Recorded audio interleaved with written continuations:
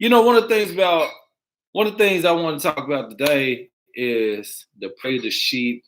I think it's going to be an amazing topic. I think this is going to be like one of those because it goes through. For me, I look at it as four or five different avenues that you can look at the prey. You can look at the sheep. I'm not talking on a religious purpose.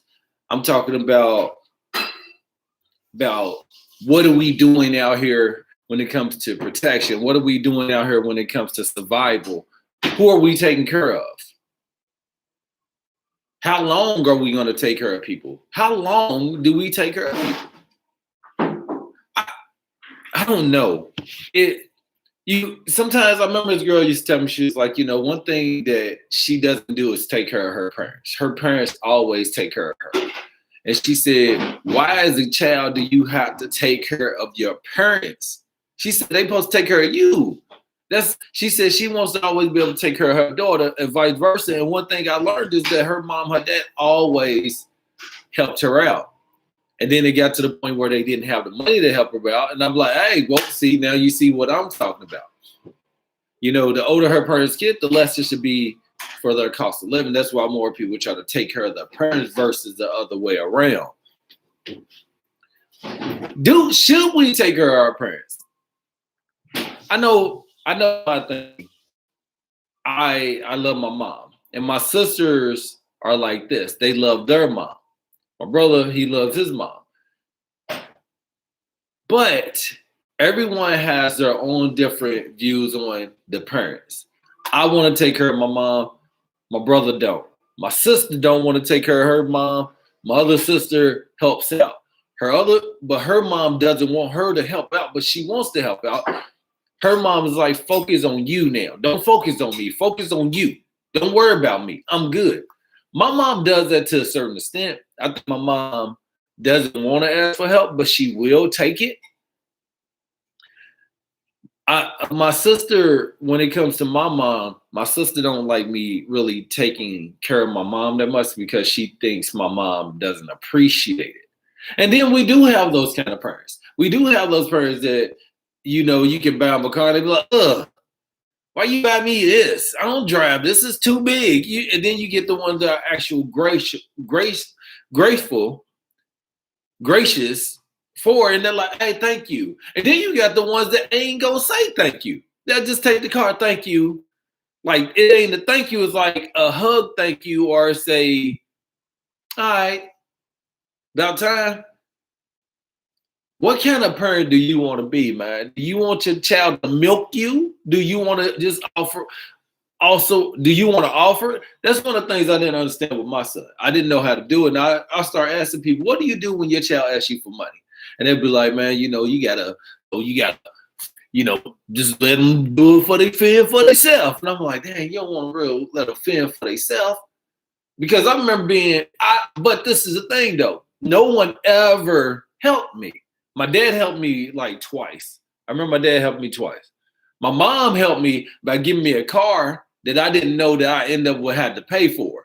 You know what I'm saying? Like I end up having to pay. My mom gave me a Jeep for graduation. So when I got my second degree, my mom gave me a Jeep. I was like, well, Mom, I have a car. I had a brand new Monte Carlo. I had rims on. Anybody remember me having my Monte Carlo? It was like a Dale Earnhardt edition. It had the number 8 all around. I mean number 3 around. It was just cold. It was cold little car.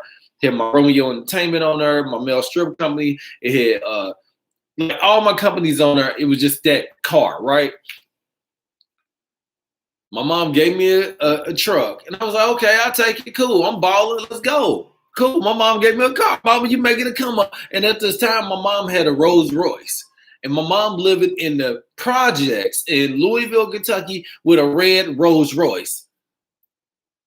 So I'm like, Mom, where you getting all this money from? I'm like, hey, I'll take it. So I used to work this hole in the wall club on Fridays. I would do DJ in there for the bike club. I'd be with this one lady, and I go in there. And when I was getting my name big, I'm like, okay, Dre, you got to still make sure you give these flyers to the hood chicks because, like, you used to be scared to go to the hood places and put out flyers. And I'm like, man, I go. People be like, man, I ain't trying to go to hood, bro. I'm like, man, go. Because in the hood, when they take your flyer, it goes so many different ways. Some people just take your flyer and throw that shit down on the ground in front of you. Man, fuck this flyer, nigga.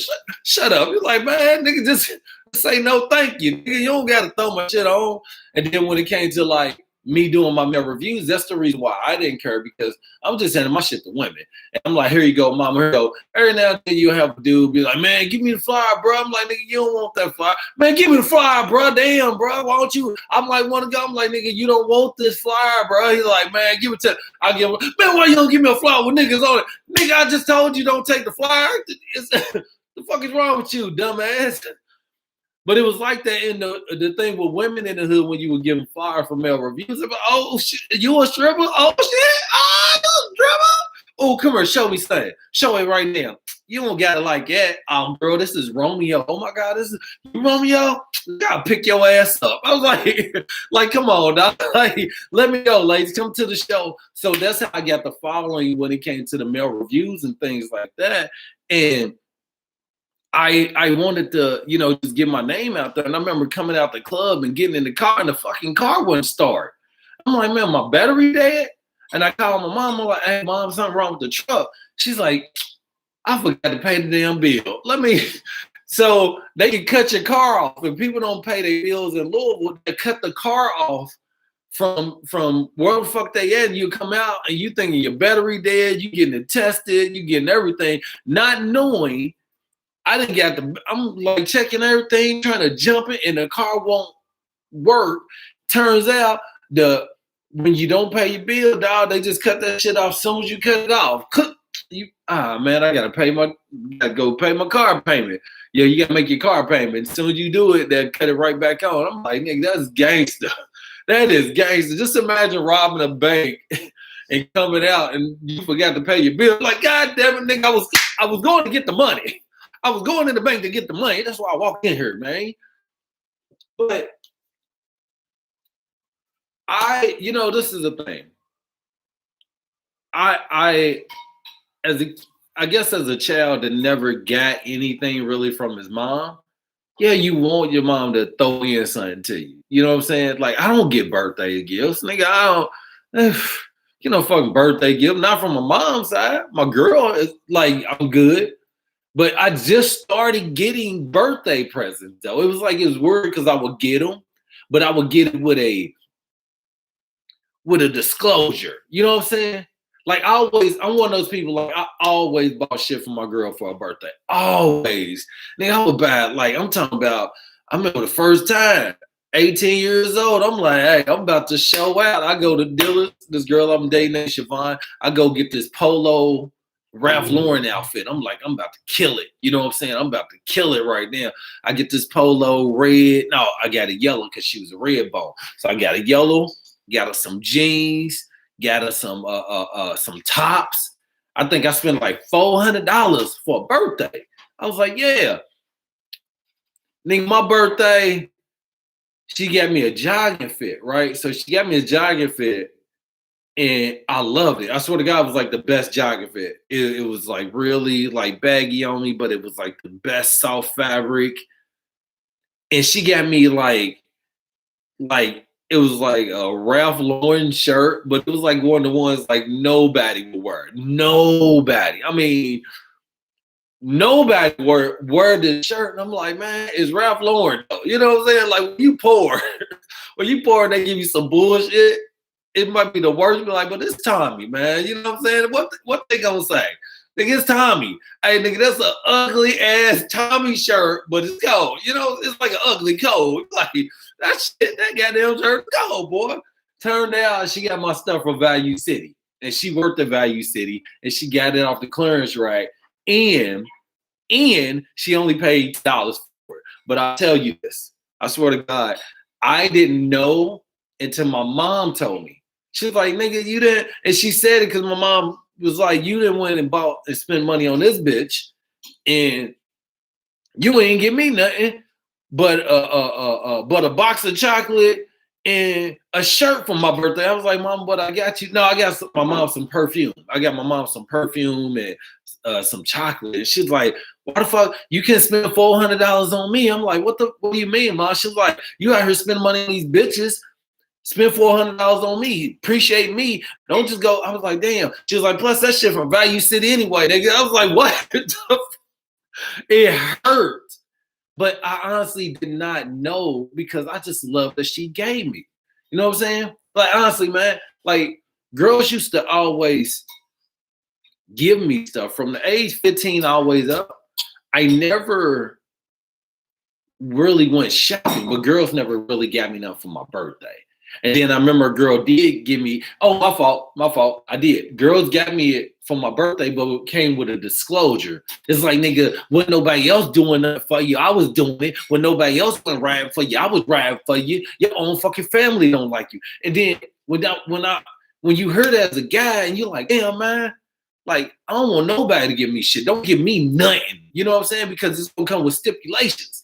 So when girls would ask me now what you want for your birthday, I don't care, whatever, man. You know what I'm saying? Because even though it's not their intention, the bad PTSD from me getting that stipulation, I'm like, man, like, nigga, I got you this. So, like, when girls would give me stuff, girls used to always give me stuff. I'm talking about I would have the full Bulls jogging fit, Jordan. I mean, the nigga felt special. I don't know. Let me tell y'all something, fellas. I don't know if y'all, nigga, I'm turned up. I don't know if y'all ever felt a woman taking you shopping and spending on you and knowing that she's giving back what you giving her. That shit feel good, bro.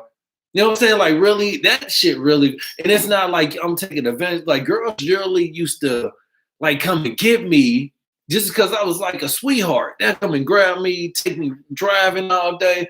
They'd be like, here, I'm coming to get you, Andre. I'm like, where you at? I'm like, oh, they had pages. I had a pager. And my page number was 502-375-4791. And girls paid me, be like, hey, I'm gonna come and get you. Where you at? I'm like, oh, I'm out Iroquois, come and grab me. And I'm like, oh, I'm in building 8, I'm building 16, I'm on my cousin's, something like that. And they come and grab me. They be like, hey, where you want to go? I'm like, you came and get me. I'm like, all right, just sit back. And I always used to go to Taco Bell. Right, so I would always go to Taco Bell, and I would get a burrito supreme, chicken burrito supreme with extra sour cream, and a Mountain Dew, and a taco with chicken on it. Oh my God, every single night, yo, I did it. And then I discovered gorditas. Y'all remember when them gorditas came out? Oh, yeah. Y'all remember when them chicken gorditas came out? Hey, nigga, Taco Bell back in the day, man. Oh, y'all remember that? Do y'all remember when y'all first got a Nacho Supreme? Oh, it didn't even have no meat on it. It was just the cheese, the sour cream, and the chip. Nigga, that's real Mexican food. Stop shitting on Taco Bell. Stop shitting on the bell. But chicks will come and get me, man. And they'll be like, hey, they'll be like, look in the back seat. And I'll look back, man. They got jerseys and everything for nigga. And I'll tell you this, dog. I didn't have to sleep with them. I wasn't even sleeping with them. I swear to you on everything. I wasn't sleeping with them. They would just spoil a nigga. And I never realized this. I was like the new in the hood for the dudes. You know what I'm saying? Like, I really was like the new in the hood because I looked good. I was a young dude. I was working. I was on the bus. I had my 10, not a 10 speed. I had a regular Huffy bike. And I was always just riding my bike. And I hit my bike in the way coming out of Iroquois. You might hit the viaduct, go through Greystone, hit Dixie Highway, go up through Dixie, come off the Broadway, or you might go straight up 6th Street. But the thing about going up 6th Street, nigga, you get far back unless you're going like Village West, Clarksdale, let's say. You take 4th Street, go 4th Street, down Hill Street, up Hill Street, hit the way, hit Broadway, nigga, you in Clarksdale, Shepherd Square. So, like, niggas, when you learn the bike paths, you know what I'm saying? That's the thing about Louisville. What I tell people, Louisville, if you're not with the bullshit and you just cool, nigga, you go everywhere in Louisville. And Louisville's beautiful. Like, Louisville, if you see Louisville through our eyes, Nigga, we don't care what hood it is. We got family. We going there. And you can sit out and just be like, man, hey, it's good over here. You just be chilling. The day go. Next you know, nigga start a barbecue. Nigga, we about to barbecue. Nigga, what?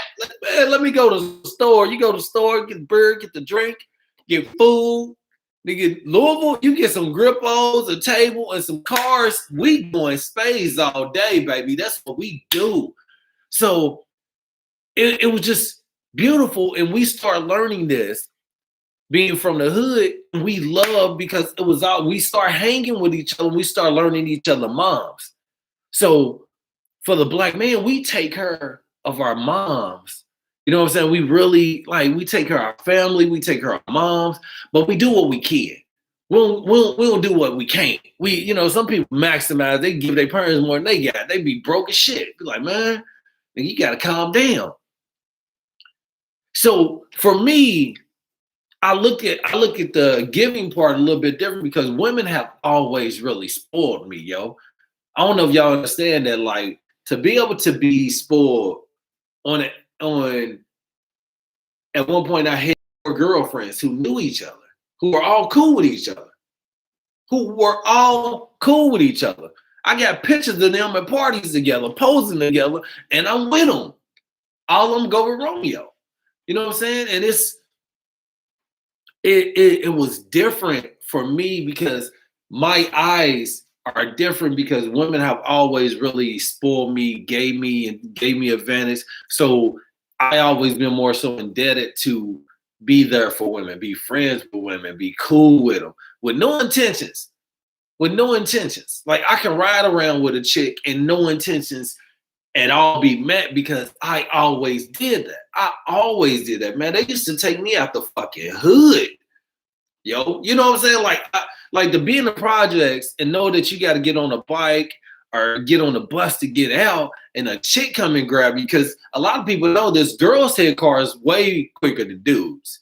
You know what I'm saying? Especially in the hood, girls always got a car quick. You be like, man, look this ugly ass car right here. Oh, nigga, that's Sean's car. She come out, she riding though. You on the bus, you can't trip. You know what I'm saying? And that's why I like cats like me. I hit a bike or a bus, and then you got these dope boys. You know what I'm saying? These niggas taking all the girls. They taking all the girls because they got these nice cars. They get them in the hood. So I felt very appreciated to be a nigga on the bus or on the bike at 15, 16, 17 years old, that women, grown women, and even younger women, like when I was 15, so I tell people, my first girlfriend was this chick named Khalida. I remember, no, I ain't one name drop. That'd be the last name drop I drop. I'm giving some credentials on her because the long-term effect was bad for me. First girl took my virginity in dirty clothes in my house, building 13 Iroquois projects, and dirty clothes, And I was with this chick, and I remember the day my heart got broken by a chick. She called me. I was in Southwick, Carter Homes. I was in Carter Homes, and most people say that it's weird. We match them. That's how those are projects. Normally Southwick, Carter Homes, and then you pick between those two. Yeah, man, I was over at Southwick, but I was in Carter Homes. I was in Chef, and she called me. She was like, "Hey, can so and so eat me out?" I was like, "What? Eat you out? What is that?" "Oh yeah, no. Why would you call me about that? He already did it then." She's like, "Yeah, he did, but I'm just asking. Why would you ask me? It's over. Heartbroken. Done. Long-term effect. This is when my heart got broken by a female that is still to this day fucking me up. Literally to this day." And I was always that guy that, like I said, women took advantage of. But at the same time, everything came with a ticket, with a price. I was there for you. Like, I hate when people say that. Like, when I give money to my mom, I give it to her. I don't give money to my mom and say, I was the only one doing this. I don't do that. I might have said it twice, I think. Yeah. Because my mom was hanging up on the phone. I've been paying my mom phone bill since 2004. Never looked at a bill. I just pay it. Nigga, I never look at my phone bill. I just pay my phone bill. And my mom has been on my phone account since 2004 when she was calling information to get a number. I remember my mom used to call information to get a number. I don't know if y'all know what information is. You call information to ask them for a number. They tell you the number, and that's a 75-cent call. And then for them to push the call through, it's $1.25. So I got all these information calls on my phone. I'm like, Mama, why don't you just look it up? Why don't you just look the number up? Why are you calling? I would look at my phone. I got $70 worth of information calls. I'm like, Mama, what are you doing, woman? Literally. Literally. And my mom gets mad and she was just hanging the phone up on me. And with like my mom, when she called me, I pick straight up. And it don't matter what I'm doing. My mom don't ever just say, what are you doing? She just start talking. I'd be like, Mama, I'm doing something. Like after she get done doing her 5-minute conversation, I'd be like, Mom, I was doing something. Can I call you back? Oh, why don't you tell me? And just hang up. She don't say bye. She don't say nothing. She's like, So when my mom get mad, she's like, you know what I'm saying? I don't give a shit what you talking about. Fuck you. Pow. And I can hear my mom slamming the phone down, and she'll hang up, and I'll call back. She won't pick up. And then she'll send me, my mom sends me a emoji with the mouth open. I don't even know how you find that emoji on your phone. My mom sent me it's a blue guy with his mouth open. Mouth open. Who finds that? Somebody that talks too damn much, right? With a mouth open that's saying, I don't fuck you. I don't give a shit what you talking about. I don't. And my mom has always never been able to be the sheep. No, not the sheep. Yeah, my mom is always going to play the sheep. That's my mom. Everybody else is the prey. She's the sheep, right? So it's always someone else's fault. My mom has never looked at her approach. And I take that trait also. Because I'm a straight descendant of my mom and my dad, who both never want to take ownership for the bullshit they do, which I'm both of them. So I'm double. I never take ownership for the bullshit that I do. I never do that. I am very manipulative where I can shift that shit around. And the only reason why I'm that way is because it's in my system. It's in my blood. I don't know that I'm doing it.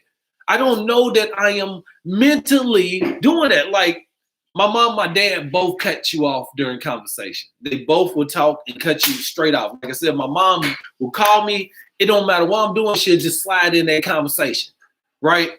And she just hangs up the phone. She don't say bye. She don't say nothing. Bye. Her bye is hang up. Hang up. But if you do it to her, she will lose it. She will lose it. No, you didn't. I'm like, Mama, stop it. Stop it. Stop it. But at the same time, that's my baby. You know what I'm saying? That's Mama. Her birthday was yesterday, Mom.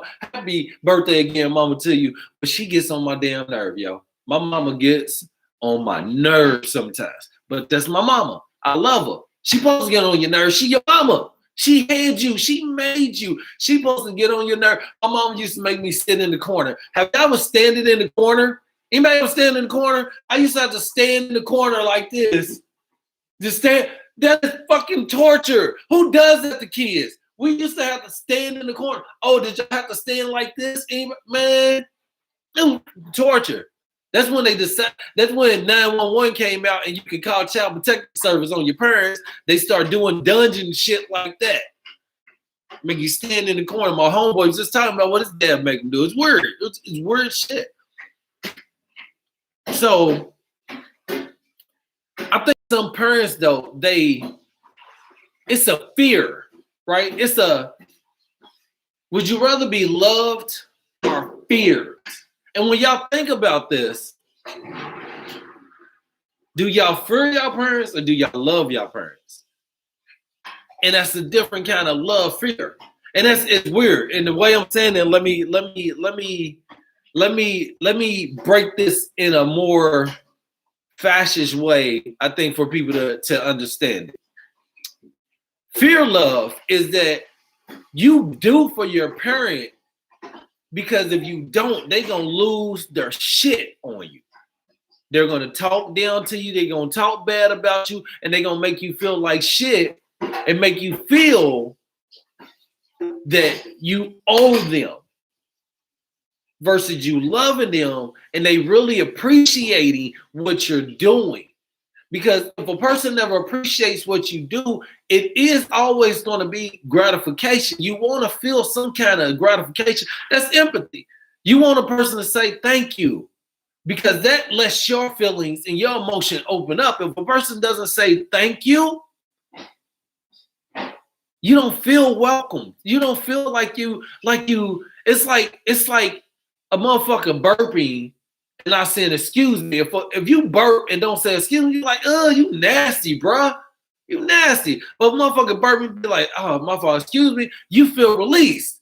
You feel relieved because they said, oh man.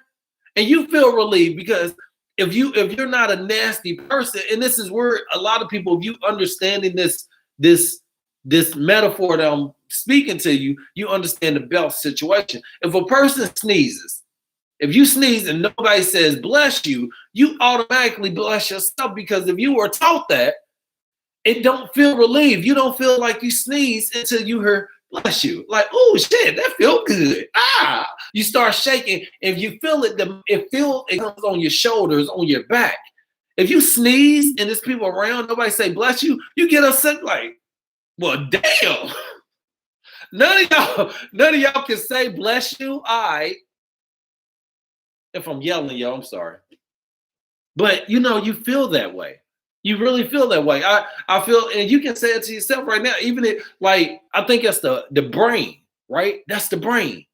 That's the chemical in your body. That's the chemical in your mind. They're saying that if I sneeze and a motherfucker don't say bless you, even if I'm not religious, if they don't say bless you, because there's something in your spirit, you can even be talking and say that, bless you. Ooh,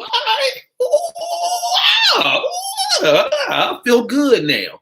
If somebody says that, you feel candidate to feel relaxed, and now you're feeling comfortable, right? But we don't always get that from our parents. We don't always get the same thing that they taught us growing up as a kid, to say thank you.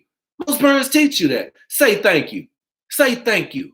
Say thank you. Say thank you. You're taught that, and it's repetition that goes to you, right? So your parents are teaching you that. So if you're a child like me, that you feel that you owe your parents something versus you want to give your parents something, it's so puzzling. It's so puzzling, because then you got the parents that they really don't want anything from their kids. So when they come from their kids, it's always special. It's like, oh my God, thank you. Thank you. I see parents, one of my friends' parents are like that. Their family is always together. They have very close-knit friend and family, and they always doing things together. And their parents really, really feel appreciative.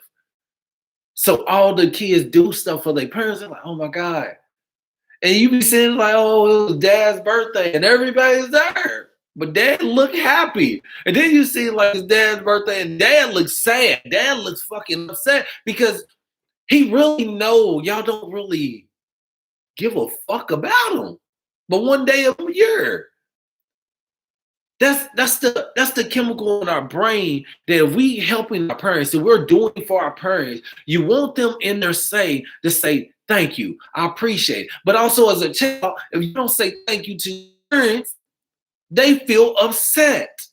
Like, fucking, why am I doing for a child that never says thank you? That's what I have with my son. Hey, bro, say thank you. Now he says thank you. But now I have to retrain my son to not want to ask for things from me. Don't ask me the last minute, son.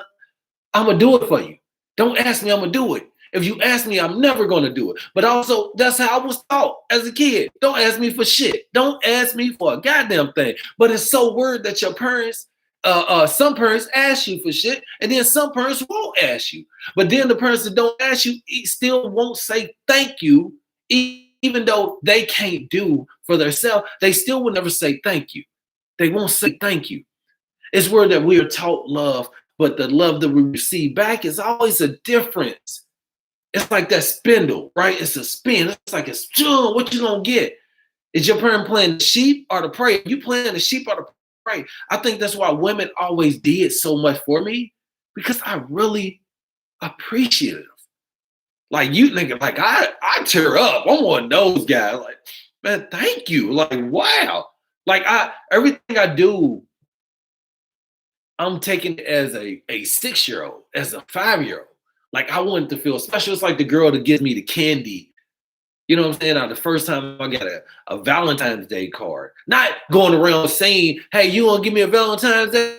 Give you one. I was always just like, I'll give you a Valentine's Day card. And I would just give it to you. I'm just giving it. Don't give me a fucking list, teacher, because I'm giving everybody a Valentine's Day card. And they used to do that. They used to give you a list of all the students and make you go give everybody a Valentine's. Nigga, I'm not giving Jason a Valentine's Day. Fuck you, Jason. I give him my goddamn Valentine's Day card, dog. I didn't like Jason. He didn't get a Valentine's Day card. I gave him candy. I'm not going to give you a card, bro, because I don't like you. But I love you. Here goes some candy, man. And that's always been me. You can't train that. That's me. That's my heart. That's how I am. So when girls used to get upset because I had female friends, I would say, damn, I'm just cool with them. I'm just fucking, it's no ill will intended. It's none of that intended. I'm just being fucking cool. That's me. Girls always did things for me because they never got appreciated by nobody else. Girls taught me how to drive cars. Girls taught me don't want to throw that bullshit out there. Girls always really took to me because I took to them. I showed them how to cook. I asked them about themselves. What's your goals? What's your long-term goals? What's your short-term goals? How's your health? And I just did that because I used to do that with my mom. I was a kid going to my mom. Oh, my mom, Mom, you looking good today, Mom? You going out? All right, Mom, come on, man. My mom dancing. I'm showing my mom dances as she get, and I'm showing my mom that I'm taking pictures of my mom with a Polaroid camera. Mama, you beautiful. I started learning to cook because I wanted to cook for my mom. So I cook for women because I remember never seeing my mom cook. Like nobody cooking for her. Like, Mom, I'm cooking for you. I'm cooking for my brother. I'm cooking toast and bacon and eggs. I always did that as a 5-year-old. I'm cooking. I taught myself that. I can do this. I went in the kitchen. I can do this. And I always done that. And I always did that. That's why my mom would say, hey, I don't want Ruth Chris, right? I don't want Morton's. I don't want none of that. I want my son to cook for me because you love that. I love doing for people. I love cooking for women. That's just, I want women to get the love that my mom didn't get, you know? And that's one thing about my mom, like I do for her because I never seen a man do it for her.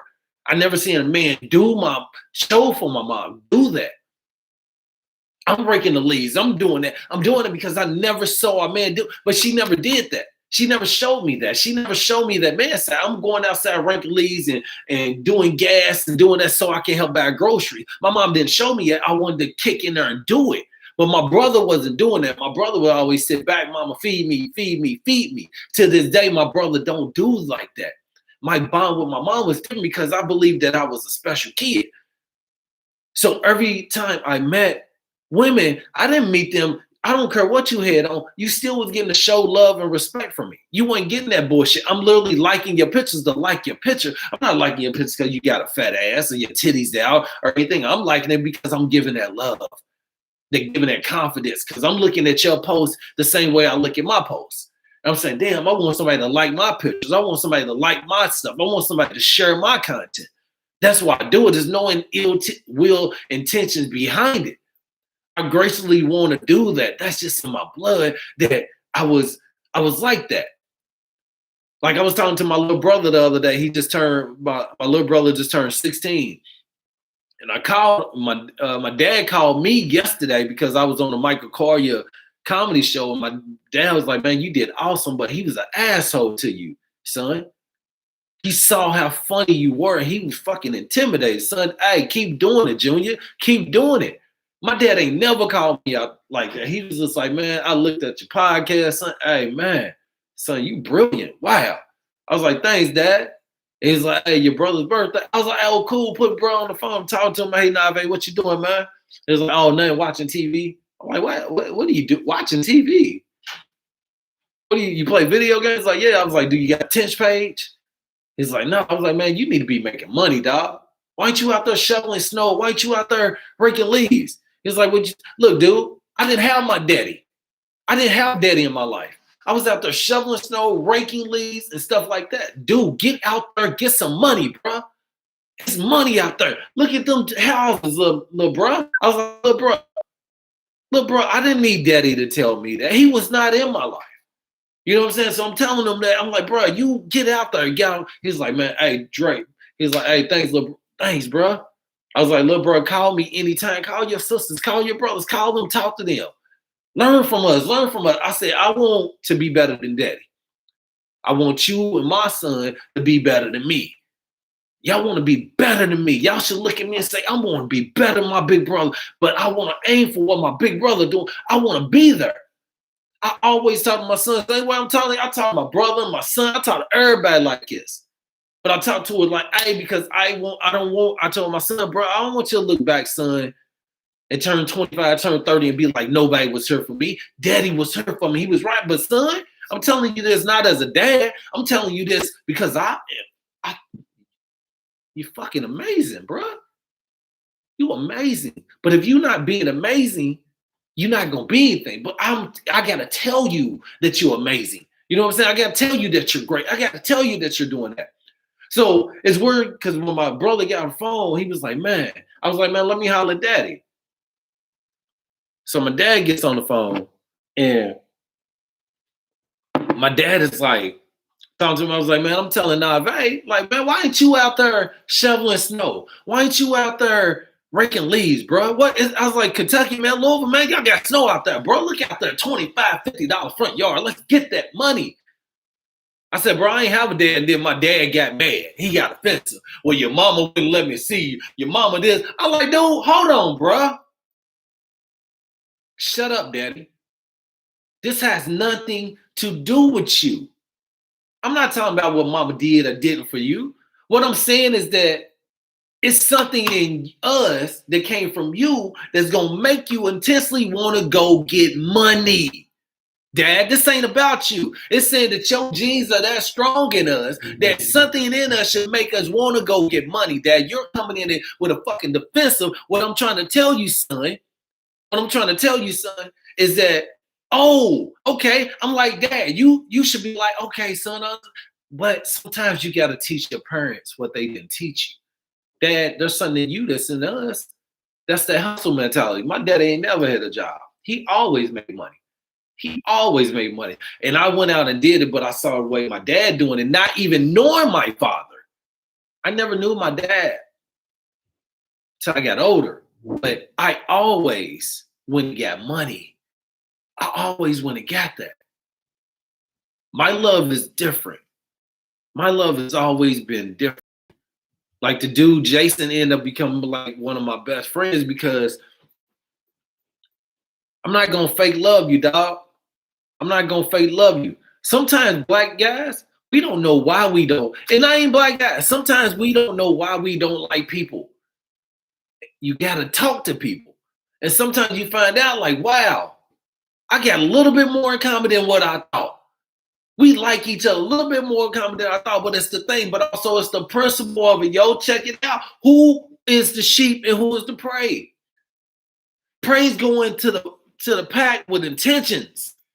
They go into it with intentions. I'm either going to eat something, I'm just going to walk around this motherfucker. That's what the prey do. The prey is that vicious. The prey has intentions, it has motives, it has that. Are you a prey? Are you openly, handedly thinking people need to give you things, thinking people need to say thank you, people need to help you, people need, and you need to help somebody? That's a pray. That's a pray. Your intention might not be the same. You're doing it with some kind of a recognition at the end of it. And I remember I would date chicks, and they would come and stay in my car with me. They were sleeping. It was like 2, 3 girls I dated, and they would literally come and sleep in my car with me, pillow cover and everything. I'm like, man, I sleep in my car. I come sleep in your car with you. Cool. I'm like, damn, why the fuck? And we wouldn't have sex or anything. They would just sleep in the car with me. But they had homes. They need to live with their moms to live out. But they would literally sleep in the car with me. I'd be like, man, why do you want to sleep in my car with me? They're like, I feel comfortable around you, man. Like, you literally made me feel like I've been knowing you for years. You haven't tried to fuck me. You ain't tried to give me, you really just like cool. And that's the thing, because sometimes I might look at the sexual side just to get that frustration out, and then it might be like, whatever, so whatever. Because I think when people do get that prey side out, that sexual tension out, sometimes you really do feel how cool a motherfucker is or how bad a motherfucker is. People change. Anyone that knows me will see, like, hey, I change for the better. Like, you check my scale, I'm going to change for the better. That's what I want to do. That's what I'm into. I want to change for the better. I am a sheep, but I have prey in me. I do have prey in me. I think everyone has prey in you, but it's who's more dominant. Who's more dominant? I don't want people to love me, but I do want people to love me. I do. That's anybody. Yeah, I want somebody to love me, but I don't need nobody to love me. It's like it's one of those weird things. Like, I like y'all, but I don't fucking really like y'all like that. You know what I'm saying? If it really come down to it, now I don't really fuck with y'all, but I'm different. I like people. I don't give a shit who you are. I will spark up a conversation with anyone, and I do that. Because I love talking to people. That's just me. It makes me feel good. That's why I changed my fucking major from computer science, computer programming, to political science, history education, because I wanted to talk to people. I didn't want to be stuck behind a computer, not being able to communicate with people. Even though I needed the tech side, I did JavaScript, COBOL, and C++. I've been in Option 2000 since I was in the 9th grade at Iroquois High School in a magnet school programming. So I used to do 3D graphics, 3D graphic design. I did all those things. I learned that. I was doing aviation. I knew how to fly planes as a kid. I knew how to fly planes in the high school. Those typical programs that you do when you go to magnet schools in Louisville. But I don't always tell people how much information I have and how smart I am. It's weird because as a sheep, I didn't want to show that. I didn't want to show, damn, dog, you've been in martial arts your whole life. I've been in martial arts since I was 4 years old. I've been in martial arts. I went until I was 17. I played baseball, softball, tennis, golf, played field hockey. I was in dance. I know how to do cosmetology. I know how to do hair. I know how to braid. I can braid my own hair. I can roll a wrap. I can put in perms. I used to dye my own hair. And I learned this by looking at it. But it's also in my family. All the women in my family know how to do hair. I'm an amazing cook just by trade because everybody in my family know how to cook, but I taught myself how to cook. I taught German history. I went to the University of Louisville, but also I was a male stripper. And then I would go out of town and on Sundays come back and teach youth groups of churches. You know what I'm saying? Like, I did arts. I was an artist. I've been in acting since I was a kid. So it's so many things I did, but no, I didn't want to show people that because I was scared how people would treat me. I didn't want to show all those things. So as a sheep, but also I wanted to do it. I did have that prey in my body. I had that, I want to do this. I want to teach, I want people to do it. We have to figure out what side of the person we are, because some people don't want to get taken advantage of.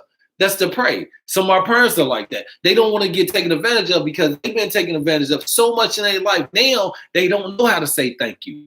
Now they believe that everybody fucking owes them because nobody ever said thank you to them when they were doing it. Y'all got to remember, some of our moms were treated like shit by their boyfriends and husbands. Treated like shit to raise kids on their own. Nobody ever did it. Nobody ever helped them. But yet alone, some of us love our fathers just as much as we love our moms, and he wasn't even in our fucking lives. And you be like, oh, why do we do that? Why do we want to help and take care of our fathers? But at the same time, some of us don't give a shit about our fathers. You're like, fuck him. Even if he was in our mom's life or not in our mom's life, we don't give a shit about him. I know plenty of women like that. My friend, her father died a few months ago, and it was like, oh, dad died. You okay? Oh, yeah, I'm good. But he was always in her life, always in her fucking life. Mom and dad been together their whole life. But they didn't give a shit about the mom. He loved him. He was faithful. Well, a little bit of faithful. And the mom was just the sweetest lady in the fucking world. Sweetest lady in the world. I mean, if you think about sweetness, you would think about this lady. I mean, she don't want nothing from nobody. Great intentions. Lady goes to church. She's a school cafeteria. That's who she is. Y'all remember the good school cafeteria lady? That's her mom. She's a cafeteria lady. That's her mom. That's her mom. She's a school cafeteria. But oh shit, this is coincidence. My child's mom is a school cafeteria lady too, but she the one you don't like. Y'all remember that? Y'all remember the cafeteria lady y'all didn't like? I'm like, this bitch right here. Man, just get my goddamn food, man. She the one yelling at you. Y'all shut up. Y'all get in line. Take 1 minute. Like, man, why the fuck? We in here once a day, twice a day. You a bitch every time. You remember that lunch lady? You're like, why are you fucking being mean to everybody, lady? Why are you at the school? Why are you here? And then you had the one that was so sweet. She's like, hey, how you doing? Oh my God, you want a piece of cake?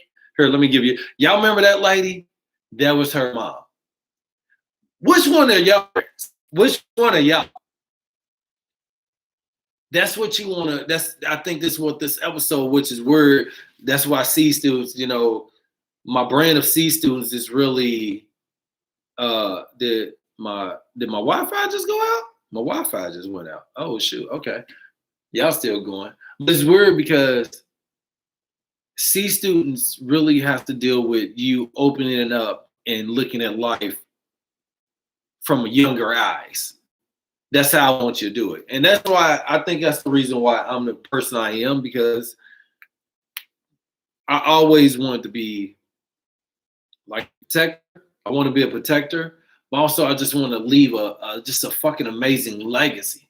I grew up reading. I really did read. I told people I didn't read that much, but we had the Book It program in Louisville. So with the Book It program, you had to read books in order to get personal paying pieces, and I read all the time. So I actually did we had encyclopedias, we had all that. Man, my fucking brother are fucking geniuses. And if we take our time and be patient and we do what we need to do, we'd be so much better in life. And I think that's the nerd side of me that I don't like coming out. It only comes out sometimes. And I want it to be out majority of the time, is that nerd side of me sees that greatness. He's always working hard. He's always on it. He's always typing. He's always doing work. And I feel so empowered when I have that side of me. But at the same time, I don't want to do it. You know what I'm saying? Like, you don't want to do it anyway. I got other shit to do. No, I don't. I really don't. I don't got nothing to do. I don't got nothing to do with become successful and be great and be amazing. And I need to dedicate that time to put it into my craft and put it into my brand. If I do that, then I'll be so amazing. I'll be out here, I'll be out there. But I think we all are like that. I think we all feel that if our parents actually took care of themselves when we did a job or worked or did something and we gave money to them, they'll live so much better. Right? But then also you have parents that are doing what they need to. They don't want shit from their kids. So when they do get it from their kids, it is amazing. It is beautiful. When you as a child, if you're doing everything you need to and you're doing great and your parents give you something like, damn, man, it feels so much special versus you asking them because you need it. When you do for your child, you want your child not to ask for it. You want to be able to give it to them, and there you go. I want to be amazing. I want to be great. I want to leave a great legacy in myself, but I want my mom to feel and see that growth in me, and she do that. Yeah, I want to always do for my mom, but I want to feel appreciative. I want her to feel appreciative because she taught me that way. So there's no intentions. That's the pray side of me, and do what you taught me. But the she side of me is that there's no intentions to it. I'm going to do it because it makes me feel good. That's my gratification. That's the reason why I talk to people. That's the reason why I want to help people. That's the reason why I do that. And we all have those different views in us. We all have those different ways in us. And I think that's how we can all conquer our goals. I think that's how we all can figure out what do you want to be and what do you want to be, a sheep or a prey. But what are you praying on? If you pray on your craft, then you will be great because you're looking at it from a sheep's eye. If you look at the world from a sheep's eye, you're looking at it as innocent, and I don't need to do that. But if you look at it from a prey, you're going to be a protector. You're going to go out here with intentions and faults and concerns and your eyes. And that's the same thing like guys when they feel that they cheating or they did something wrong, is you start acting like a prey. You become defensive. You becoming a woman start being as a sheep. Hey, I'm not saying shit, but now I got to be a prey and start looking for shit. But the man, if you just like that and that's how you are, your intentions are not like that. Your woman's going to look at you and she'll be like, oh, man, that's him. It's no intentions. He's not flirting. He's not doing anything. But if you change, she's going to change. Her energy's going to change. That's why I'm like that. I'm the sheep. I like being a sheep because I don't want to walk around this world feeling threatened or feeling a threat. I want to have the side in me where I feel and I see the world so beautiful. I think that's why I look at animals. That's why I look at the sky. That's why I look at trees. I look at nature. I look at people. I don't see that. I don't see a stripper pole. I don't see a homeless person. I don't see a rich person. I don't see that. I just see a person. I just see a person there. There's a person. Now, I remember when my professor told me this, he was like, Andre, you're one of the most brilliant students I ever taught because you actually see gray. He said, I never meet people to see gray. He said, you actually see gray. You looked at Hitler as Hitler from him, not from the world view, but from his view. I looked at people as people. You show me your colors. You show me your colors. There's no intentions. I'm going to do for you on your birthday. I'm going to give you and I'm going to feed you information just because that's my intentions, is just to help. I'm here to help you. I'm not here wanting anything. I'm not here wanting something from you. I'm not here wanting that. That's not me. So I think when I slept with women or when I sent out dick pictures or when I did it, I thought that's what they wanted because they asked me that. They came at me that way. But you didn't have to come at me that way.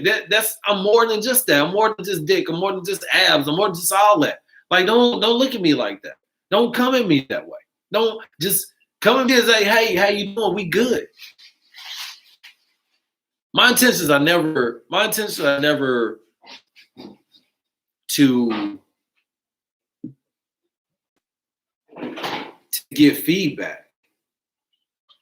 It's not to give feedback. My intention is just because I just want to help. I just want to be there. I just want to be a friend. I just want people to know that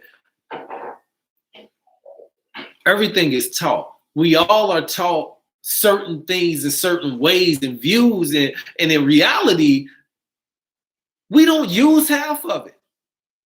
In reality, we don't use the things that we were taught, because in school we were taught so many different ways.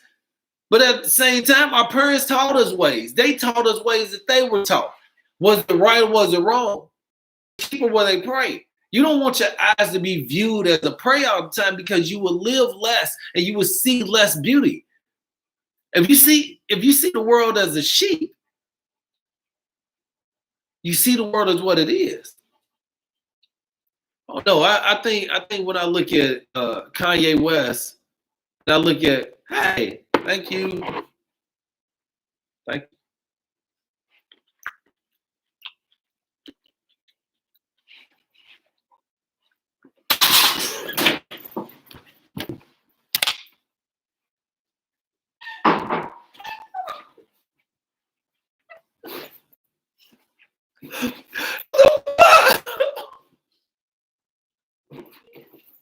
What the? Ah!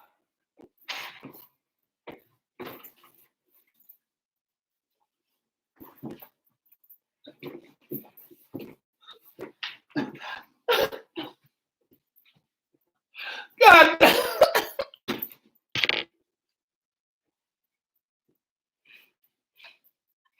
God damn!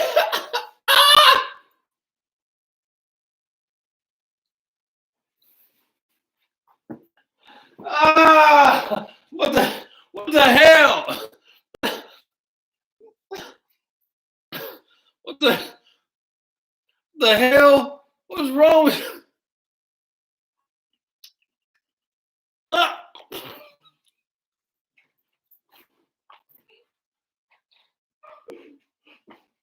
Ah!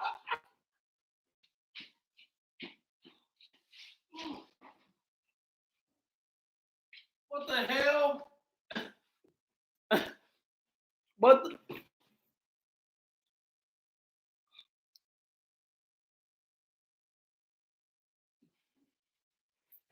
Sorry.